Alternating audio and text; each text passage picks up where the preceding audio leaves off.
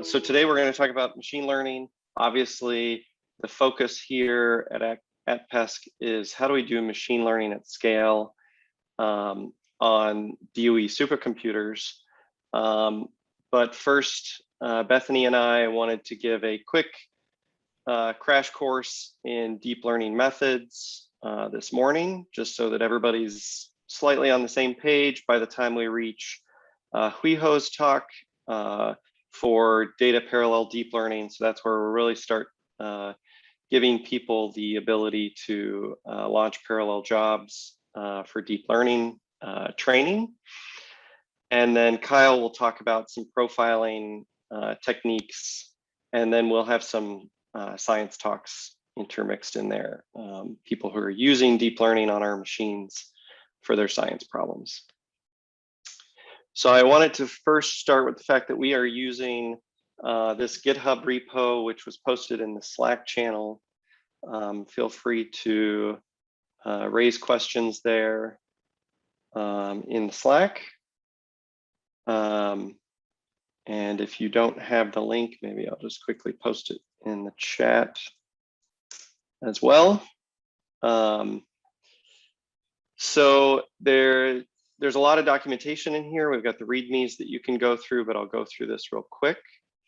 So essentially, we're going to be using this Google Colab platform. So if you open up that, if you have a Google account, click this one. If you have a Google account, it should just start off like this. You may need to log in to your Google account first. And then we will go to this GitHub tab here. And if we cut and paste our GitLab URL up here at the top and search based on that, it will search through the repo and bring up all the notebooks. And so Colab is just a Google hosted Jupyter notebook. It's actually a Jupyter notebook upgrade, I would say, because they've got tons of additional features. We will start down here at the bottom with this introduction. And if I click on that, it will load up that notebook. And I'm now going to be running this notebook on a machine that lives in the Google Cloud. And when I start out here, I just hit Shift Enter. It's going to complain that it doesn't know where this notebook came from. Might be malicious, so let's be careful. I'm going to tell it to run anyway. And it's going to start up an instance, and you can kind of see RAM and disk usage up here. You get so much disk and so much RAM to use for your notebook. And so I can go ahead and import TensorFlow, which we're going to be using across this tutorial here. And we can print out the TensorFlow version that whatever Google's environment has loaded, which is of course the latest version because it's written by Google. And you can also execute bash commands if you need to by escaping them with an exclamation point. This is helpful if you need to add things to your environment. So for instance, if you wanted to check out the repo, sometimes we shove useful files into the repo, like small data sets or pre-trained models. So it's helpful to have that repo accessible. So now I can ls the repo directory because I checked it out into /repo. And you can see our repo directories there. The other thing this is useful for is if you want to do pip installs. So you can do an exclamation point pip install, whatever it is. Most of the science, machine learning oriented packages, scikit-learn, NumPy, obviously anything that TensorFlow depends on, all of those things typically tend to be loaded. You could do a pip list here, and it will show you all the packages that are installed. So if you're interested to find out what's there. And then otherwise, there are code blocks, which are just executing Python. So you can see I instantiate a variable here and I print it out. And if you're not familiar with notebooks, that variable persists. And another interesting feature about the notebooks is if you go up here to the runtimes, you can restart the runtime, which is similar to closing your Python interactive shell and then restarting it. And since we're running this in a virtual machine on cloud hardware in Google's cloud, there's also a factory reset runtime. And this is just important to be aware of because, for instance, we checked out that GitHub repo.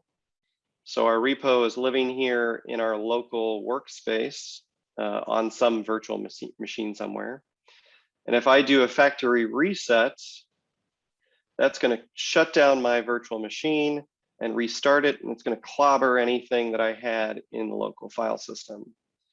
And so I'm going to reconnect to a virtual machine up here. And if I do an ls, there's nothing in that directory anymore. So I would have to recheck out this repo to get anything that's there, or re-pip install anything that I had done before. Another useful thing about Colab is they offer runtimes. So you can change your runtime type. And right now I probably just have a generic CPU somewhere, Intel or AMD, most likely. But I can request specifically to have a GPU here. So I can do that. It will restart and give me a new virtual machine that has a GPU attached. I can test that in TensorFlow. I think it's config.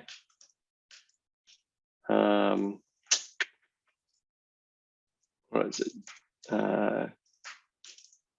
I'm on the spot, having to remember how I test for GPUs. Maybe it's in experimental. Config list physical devices. Thank you. List. I knew someone would speak up. So there you go. You can see your CPU and GPU in the notebook, which is really nice if you're testing out machine learning stuff. So, okay. So now that we are familiar with Colab, let's get started. So I'll go ahead and go back here and do open notebook. Go back to the GitHub, which it still has my GitHub up here. And we're going to start with the statistical learning notebook. Feel free to just watch me and go through these later, or to bring them up on your own. So this is a notebook that I put together using some of our previous statistical learning tutorials that Romit put together. You can find those in the, if you go up one level here into the Argonne LCF, we actually have quite a few repos, some of which are more helpful than others. Some of them more descriptive than others, like there's a getting started. And there are some older tutorials that I have used and we have used to put these together. Let me see if I can find it. Here's like the AI for Science tutorial, which is all machine learning stuff. And I'm looking for, there's the SDL. This is also a good resource if you want to dig deeper. So what I'm going to essentially lay the groundwork for the deep learning tutorial that Bethany is going to go over. I just want to give you a feeling for statistical learning. You've probably experienced using statistical learning a little bit and never really thought of it that way. So the first thing we're going to do is start up with some loading up some modules. We've also got some custom helper functions at the top here. And then we'll start here with statistical learning line fitting. So you're probably familiar with linear regression, right? You can do this in Excel. Let's see, I've got a question here. Try going up to the top in the file directory and then open. Although it looks like you're not signed in. I'm not sure if the behavior is different if you're not signed into your Google account. So, most people are probably familiar with linear regression. You've plotted linear data in Excel and fit it with a line. And I'm just going to use this as an example for how we use what we call stochastic gradient descent. I have a link here in the notebook for the Wikipedia page, which is pretty descriptive. And SGD is a common method that we use in deep learning to essentially implement the learning by updating our models in a iterative, slight adjustment. Every time we loop, we adjust all of our model parameters just slightly and test again, and then we adjust and we test again. And so we'll go through that a little bit here so you can get a feeling for that. So the first thing we do is we download this CSV file from the repo, and then I load this up using pandas. And this is real estate data. So it's row columns. The columns are stuff like square footage and the sale price, which we're going to look at here. So I extract the total square footage of the home and the sale price of the home. And we would expect these to be correlated. And if we plot those, we see that they are correlated. A bigger house costs more. So we're just going to take this and we're going to fit it with a line.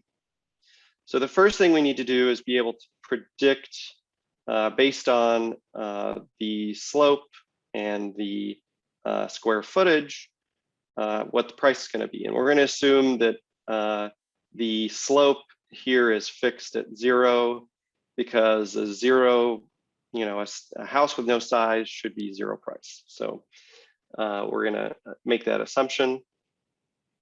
And then we need a way to evaluate how good our prediction is. So we're just going to use mean squared error, which is just a vanilla measurement for the error in your measurement. So we implement that here. So we predict our price. So we have our proposed slope, our input square footage, and our true price. So we get our predicted price, and then we just do the difference between the two squared, and then we average that. So now our prediction will be based on this linear slope that we're trying to fit. Essentially, the linear slope is the thing we are trying to solve for in this problem. And at first, we'll just choose that randomly, and then we'll use our SGD approach to iteratively adjust it. So that it approaches our best value. So this is the thing that we are, this is the value that minimizes our mean squared error. Oops. And so in this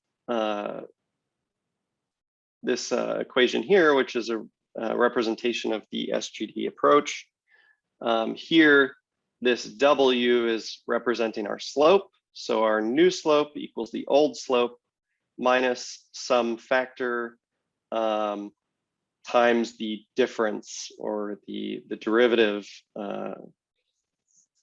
with respect to our error. So here we have W being our slope. Eta we call the learning rate, typically in the machine learning cases. And this is just a factor that we use to scale the update. And so Q is our prediction function. And if we implement this as in code,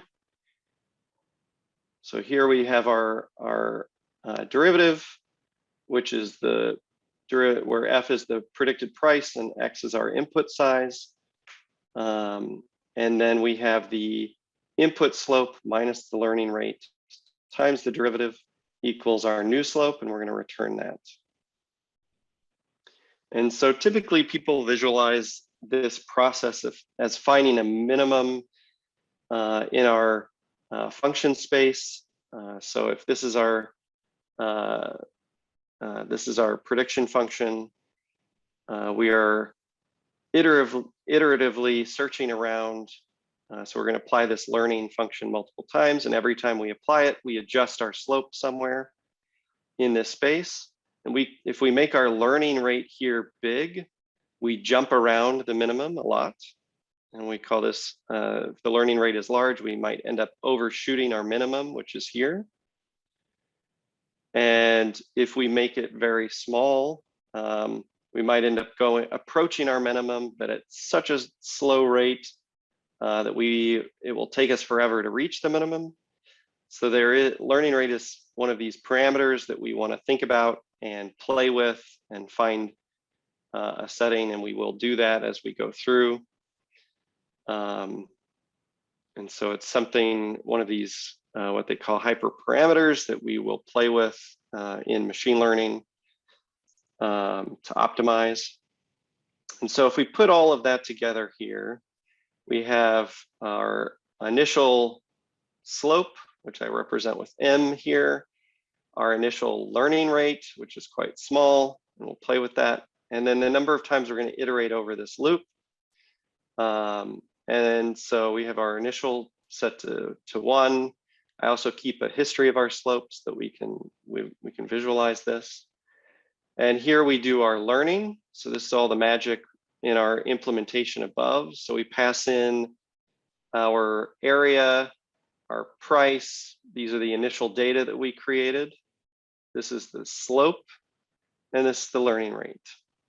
And you remember our learning function is up here, which uses our prediction and implements the SGD update of our slope. So when the learning function returns our new slope, and then we can plot the output each time. And the evaluate function gives us effective loss. The loss rate, or the loss is again a machine learning term that you'll come up with, but essentially is our some function that we're using to minimize, or it's the value that we're trying to minimize in our learning. And then I'm going to print out the current slope as well. And so if we run this, we can see our line being plotted in real time. This learning rate I had already kind of optimized, so it converges quite quickly here. You can see the slope jumping around a little bit, and then it converges on the value that best fits the data, that minimizes our loss. And I can play with this a little bit. I can make it too big. So if I just reduce this, or make this bigger by a factor of 10, you can see it actually never converges. It jumps around wildly and never finds the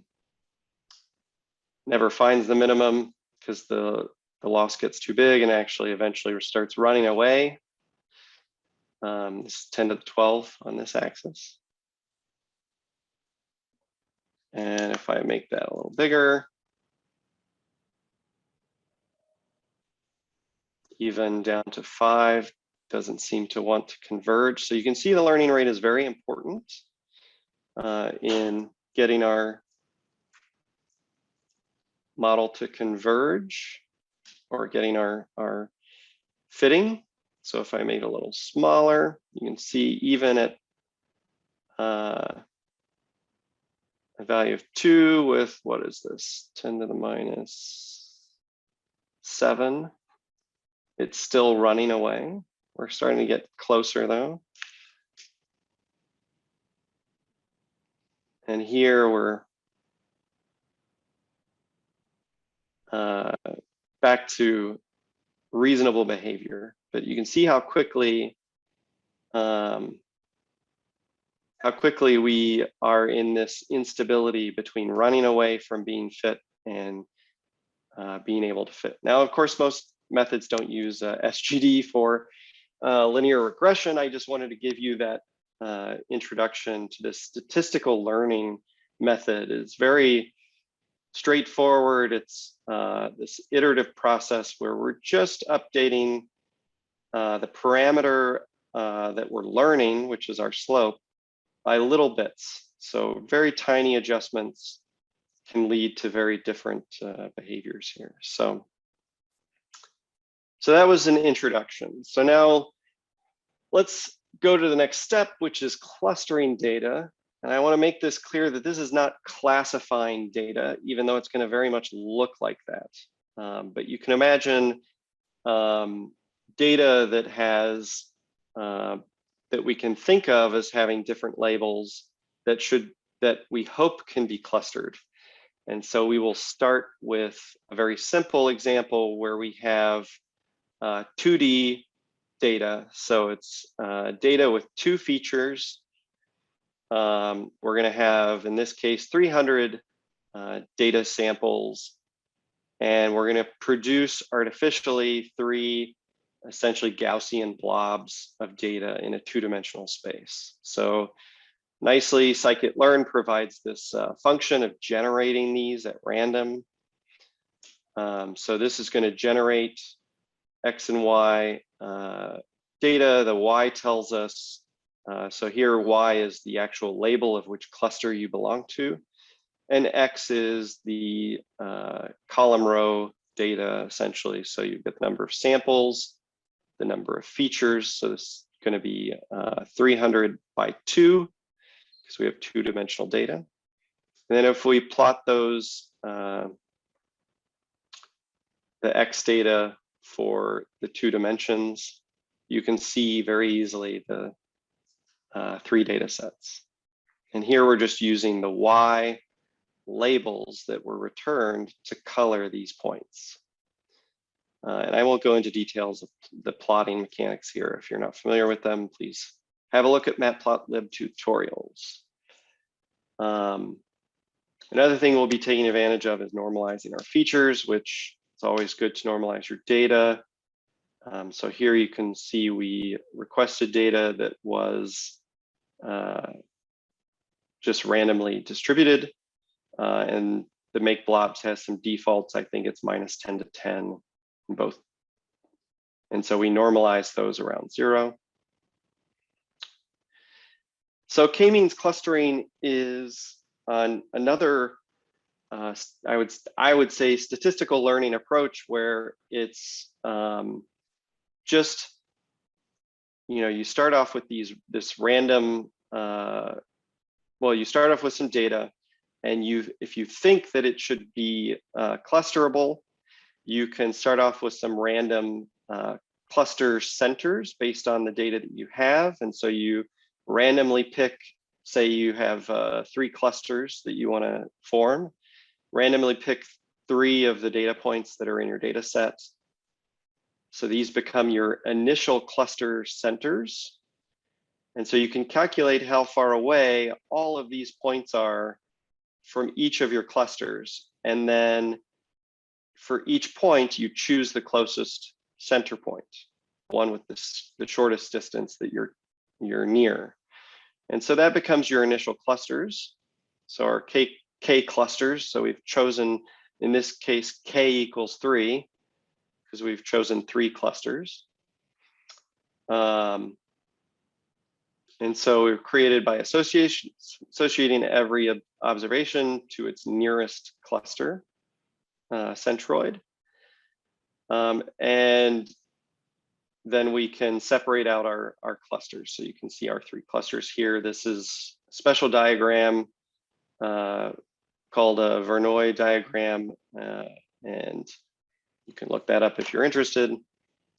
This diagram came from the Wikipedia page, which I linked down here. So once we have our clusters, we can calculate the centroid, a new centroid of this cluster. And so we shift our centroid, and then we do this again iteratively. So now we calculate again how close everyone is to our new centroids, and then we repartition this space. And then we iterate until essentially our centroids don't move anymore. This is a very simplified version of the k-means. There are more advanced versions of these.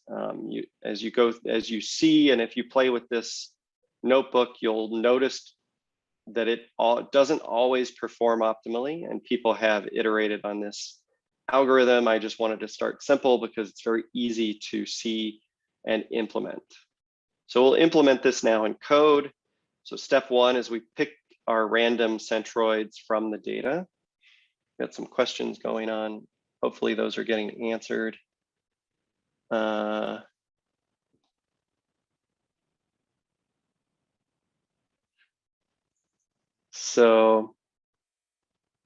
And hopefully we've got people debugged.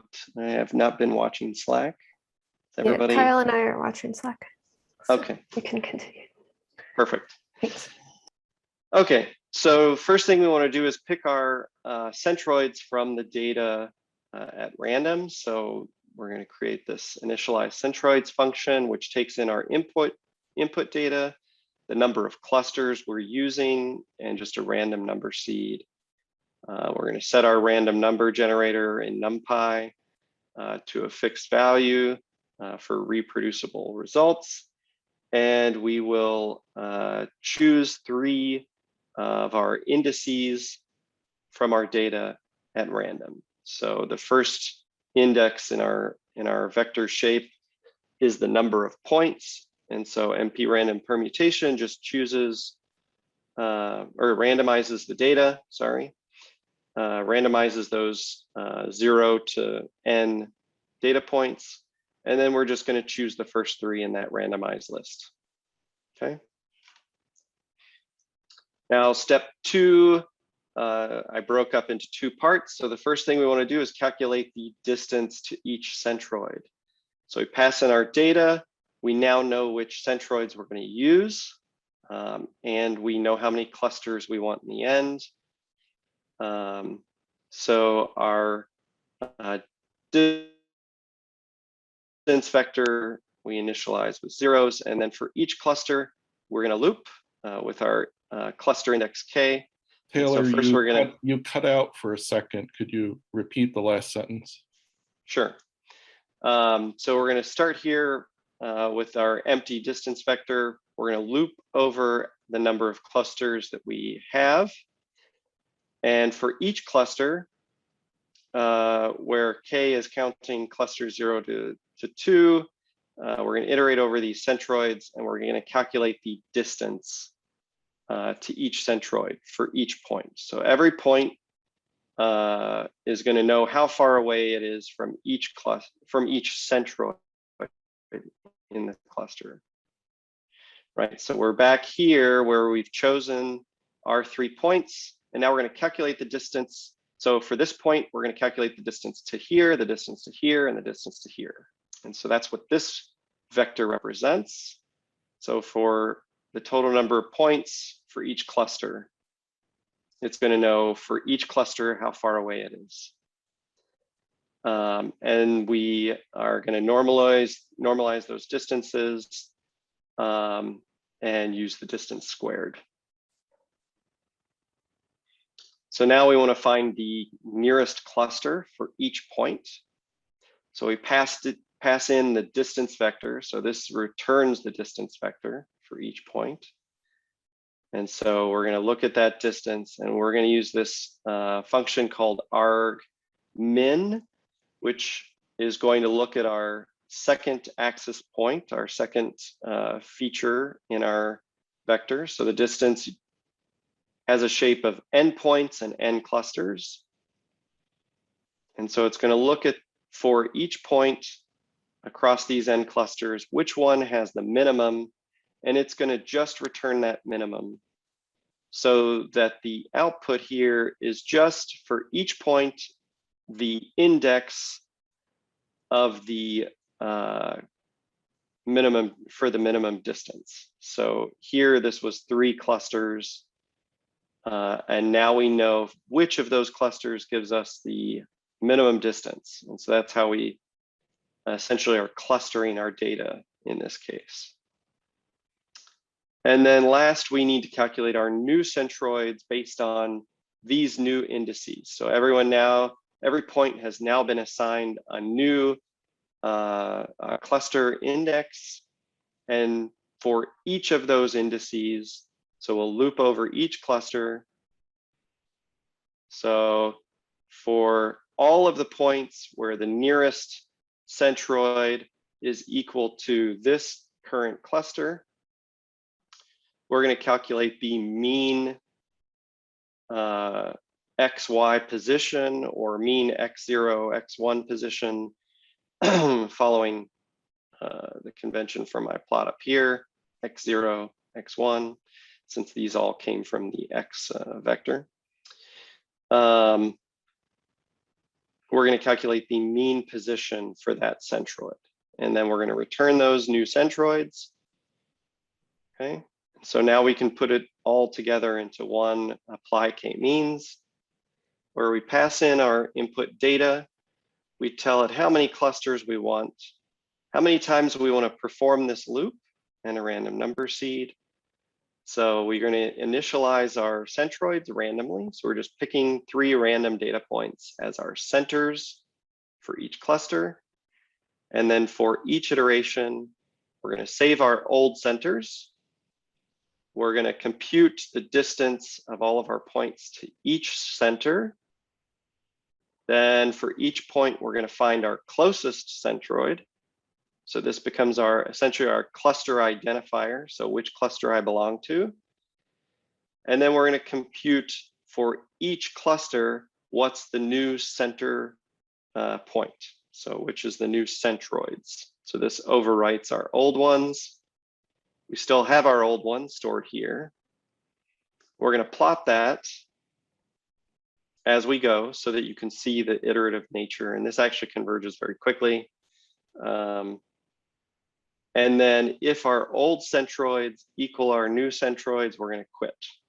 So we're just going to iterate until we reach some stable point where the centroids are no longer moving around. And then I have a plotting function down here. So we'll run that just to put those into memory. And then I'm going to set up this example. So again, we have 3, we've got 2 features, so it's 2D data. We've got 3 clusters, random number seed, and the number of iterations. And then you're going to see the plots moving here. And it goes quite quickly.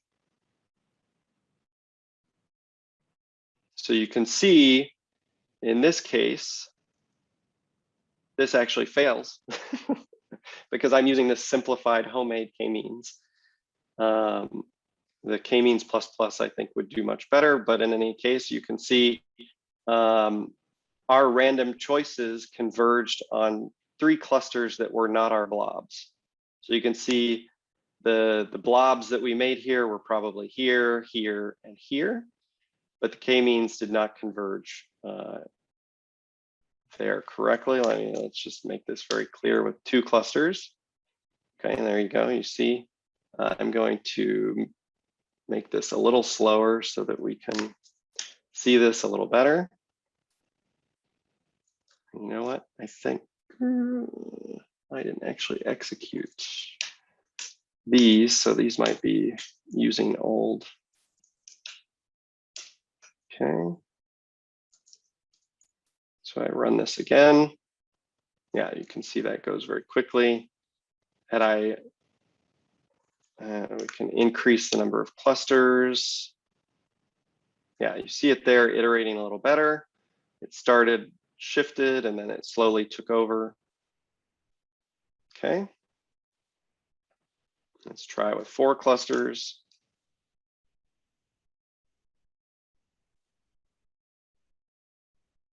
So this isn't going to do very well because it looks like our 2 clusters were here. So depending on how these random blobs show up, but this is a good a good precursor to the next data set that we look at. Here we have two clusters that were randomly generated, but they're very close together. So the k-means did not necessarily do a good job of separating those out. Put the two dots here, one here. The stars are the centroids. Sorry, I didn't specify that. Here, if I do this again, it should, there we go. And so I'm setting the random number seed here so that the blobs are always the same. Here you see the k-means actually converged on the right, the clusters here, okay? If I switch up this random number seed, we should get 4 different clusters. There you go, you see 4 different clusters there. Still not quite working out. It's settled on these and these. So you can see this is not perfect, and I would encourage, and I think in the next example, I used the one from scikit-learn. So let's move on to more realistic data. So here we'll use some canned breast cancer data that comes from scikit-learn. And so this is not two-dimensional data. The data set has 30 features. So those are sort of our columns. And the data comes from 569 patients. Those are the rows in our columns, or rows in our table. And additionally, we have a target feature which indicates whether or not the cancer was malignant or benign. And in an ideal world, our 30 features would provide enough leverage on this data set to very cleanly separate these two classes. But obviously, as you might imagine, this is not the case. This data tends to not be very well separated. So it gives us a little more challenge for this data set. So here you see I load up the data set, and we're just going to inspect our data a little bit. You can see this data set returns something that's similar to a dictionary object in Python. We can inspect that, print out the column features. Lots of features here to look at. And so we'll extract our X and our Y data. So we've got our data object here and our target features as Y. And we can see the shapes. We can see how many, excuse me, if we print out the number, my headphones are going to die. So I'm going to switch to just my laptop. Okay, hopefully that audio switched. Let me know if it didn't. Oh, much better now. Oh, okay. My headphones must have been dying. So here we can see the number of examples for the 0 case and the 1 case, 0 being malignant and 1 being benign. And again, we will normalize based on column. We'll normalize our data here. And now I'm just using this k-means function from scikit-learn. One of the nice features of Colab is if you hover here, you're going to get all the function info defined by scikit-learn. So we're going to use this built-in k-means function, tell it how many clusters we're looking for, give it a random number seed, and then we're going to fit the data. And then we can extract how those data points were labeled, and then we can bin them. And so this is an interesting, I was mentioning, this is not a classification, right? This is not like a machine learning classifier. This is just a cluster. So you can see if I compare here, the 0 bin and the 1 bin versus the 0 bin here and the 1 bin here, the cluster, the k-means clustering is doing relatively well. It's got 189 in this bin compared to 212, but you can see the clusters are rotated. So It's, the labeling here is off, has been rotated essentially between the two bins, but we can plot that and see that these have been rotated, right? So the clusters are not, have not been put in the same bin, so we need to rotate these. But you can see 189 compared to 212 is close. It's not great.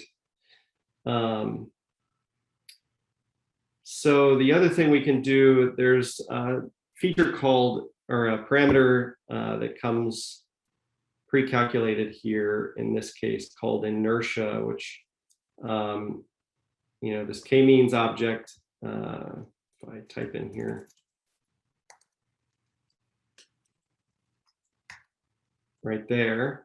So this parameter here gives essentially a goodness of fit to the data for the clusters chosen. And we can plot that inertia based on the number of clusters we choose. So there's this built-in function that I defined way up above that's just going to run the k-means clustering from 1 to 9 and going to calculate the inertia for each. On this breast cancer data, you can see there's a big jump from obviously 1 to 2, but then it starts slowing down. The inertia isn't dropping by huge factors past that. And that gives you the indicator that, this data doesn't easily separate into two clusters. And to give you an example, let's return to our blobs and we'll run that through. You can see if I run with 2 clusters in the blob case, those 2 clusters are going to be well separated. And you can see it's like a step function. And the inertia doesn't really change after that. So if you have well separated data, you can kind of use that inertia to see where you should select the number of clusters to be. It's a good way if you, for instance, don't have a good feeling for how many clusters you should choose. So another thing I was going to bring out here for machine learning-esque behaviors are these self-organizing maps, which have been around for a while. Again, linked to the Wikipedia here, you can go read about it. And the idea behind these self-organizing maps is that you're mapping high dimensional vectors into a smaller dimensional space. And people tend to map those into a 2-dimensional space, hence the term map. But there's no mathematical reason you can't use any dimensional space you care about. And of course, if you're dealing with super high dimensional data, it probably makes sense to use a larger space, be it 2D or larger dimensional space.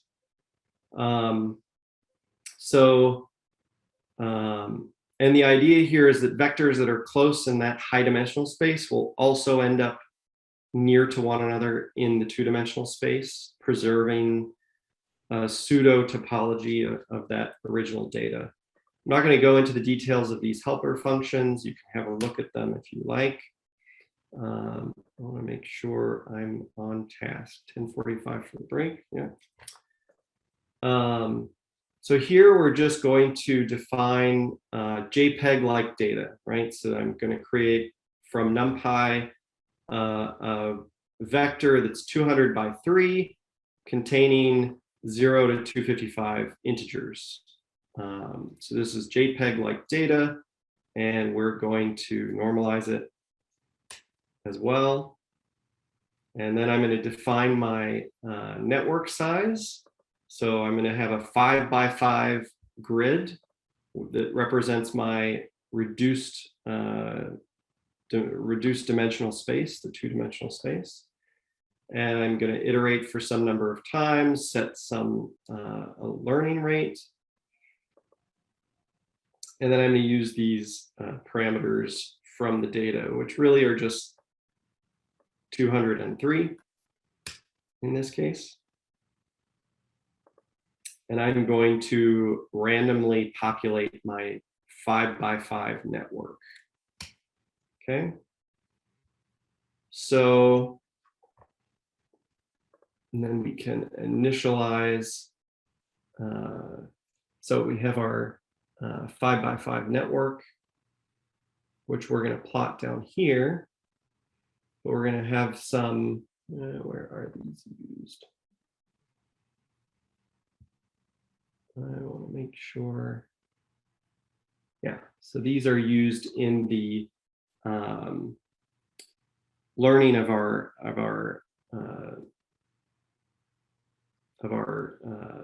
self-organizing map. And this, you can see, is just calculating a radius. These are both 5, so this is just going to return 5 divided by 2. And then based on the number of iterations, this is how far we're going to move for each iteration.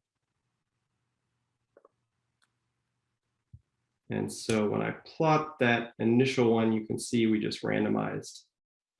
This is just a plotting function from matplotlib that is doing our 5x5 grid, right? So this is our network, which we randomly initialized here. You can see that. And here is again just our number of features, which in this case is 3, RGB, which is why these are being rendered as colors. And then we can build our loop here. I won't go into a lot of the details of the learning behavior here because I don't want to spend a lot of detail on the self-organizing maps because we're not going to come back to this. I just wanted to give you more intro to the iterative nature of these learning processes. So here you can see we're selecting a training example from our data. So we have our, again, going back here for reference, we have our normalized data from the JPEG. And we're going to choose some random number of those, and then we're going to reshape to just be, sorry, we're only choosing one of those. So this is just one of our data. So the shape here is 1/3 at the end. And this essentially finds our shortest distance between us and whatever neuron in the map. They call it the best matching unit. So each of these is being a unit. So it's, think of it as a distance, a radial distance to the neuron that we're being mapped to. So we're mapping from the high dimensional space to the 2D space. And these are just the updates. So think of this as the SGD update, the learning rate update from before to our parameters that we're learning. And then we calculate our new network based on those updates. And then here I'm just plotting these.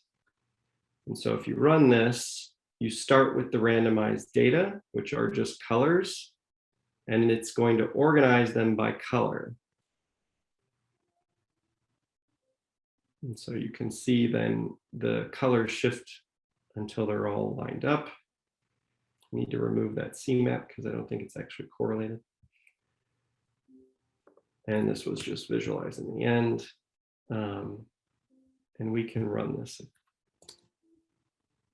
I think I am overwriting my variable. Yeah, so I would have to reinitialize.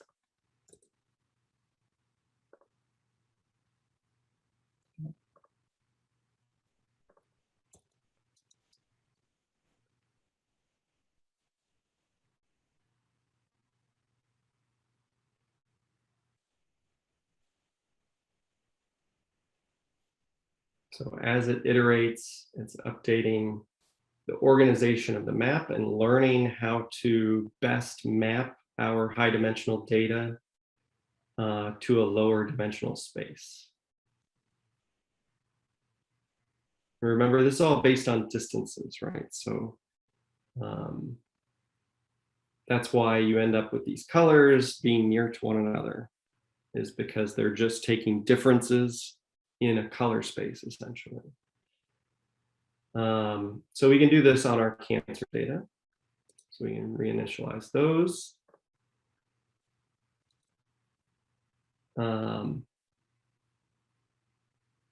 Yeah, so these are, again, randomly choosing a network here. We are updating, I think our network dimensions are now bigger. Yeah, we're now doing a 10 by 10, which makes sense. If you're doing a higher, our cancer data has 30 features versus just 3 of our color image data.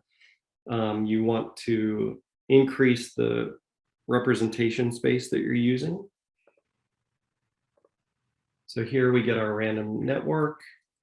We initialize our distance parameters, our learning parameters, and then we can run the same process. And here we iterate.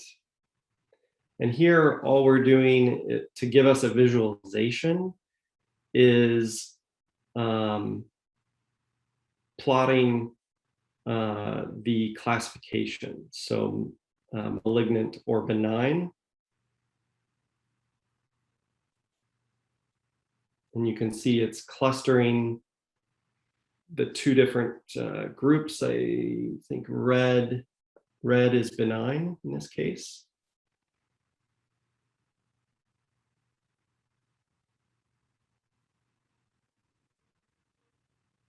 And so just to make this clear, right? So here we're doing the visualization of our network. So we grab our the size of the network. We set that to 0. Then for each of the samples, we iterate. We find the predicted 2D location for that entry in our data. And then based on that data, the truth, right? So Y is our label that tells us really whether or not it was malignant or benign. Based on the truth, we set that pixel to red. And so that's how we're visualizing this, essentially clustering the 30-dimensional space into a 2-dimensional region. And that's just the final image there. So there's lots of resources on online. There's a few here. I mean, if you're really new to ML, it's useful to go over to these Coursera links here and have a look, especially at the machine learning by Andrew Ng. And he goes into a lot more detail into what Bethany is going to talk about. There's also this ML clustering and retrieval course. But that is, the idea here was to really get across to demystify the learning process. It's really just a for loop, and you're making these small updates to your learning parameters as you go. It's very much like the linear regression example that I started out with. It just gets more complicated the higher dimensional your data is. And so it becomes a little bit more abstract where you can't picture it as easily.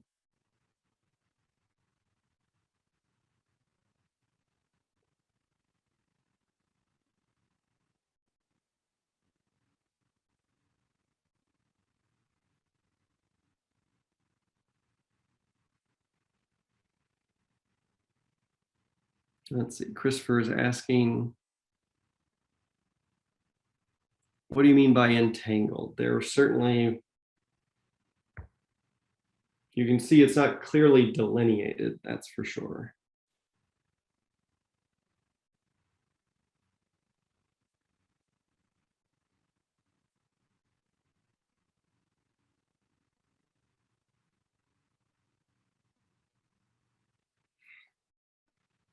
That is pretty much all I have at the moment.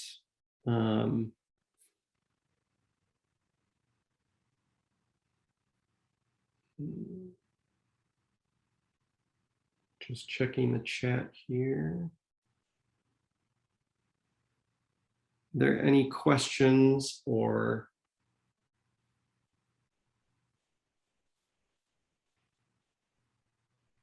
and these notebooks are all available online. So make sure you're able to get to the repo.